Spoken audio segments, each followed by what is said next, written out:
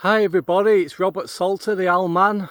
I'm just out checking my boxes and I'm at a site what I always enjoy coming to, even though it's a bit of a walk to get to. But as you can see, it's an ash tree, and the original ash tree has just died and all rotted back.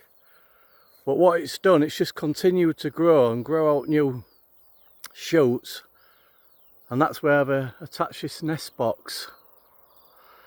It's usually a successful nest box is this, so we'll go up and we'll have a look what's inside. Right, here we go.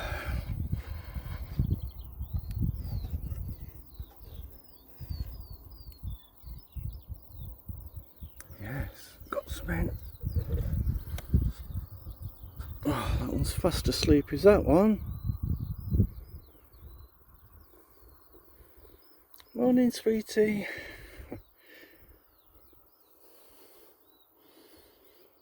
I think there's about 3 or 4 in here.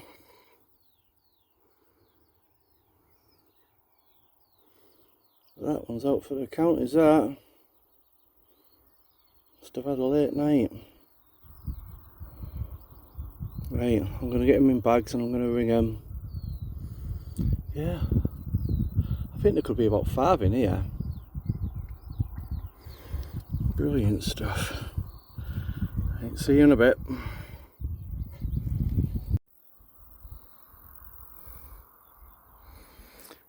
Right, that's it. They're all ringed, measured and weighed.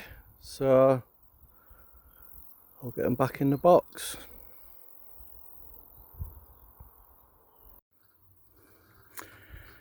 Right, all back in the box now. It was a brood of 4. Seems to be the average brood size this year is 4, which is really good. The average brood size normally is 3, so I've been getting lots of 4s this year, which is really good. And that's all down to these voles. If there's a high vole count, then the owls will do well, and that's the case this year. But it's not the same all over the country. It seems as if East Yorkshire's leading the way this year when it comes to owl breeding success. Other parts of the country aren't having a good time at all. So yeah, really pleased with that. Thanks for watching.